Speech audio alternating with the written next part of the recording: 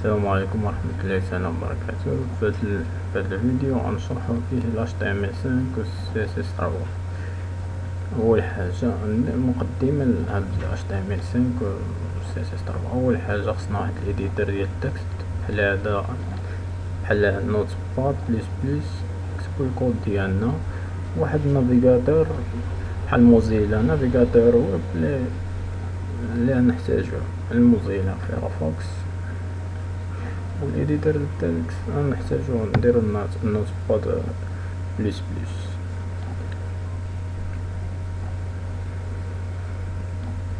كاينين بزاف ديال لي زيديتور دو تكست بحال هاد بلوفيش، بحال هذا كيعاونك شوية باش تكودي بسهولة.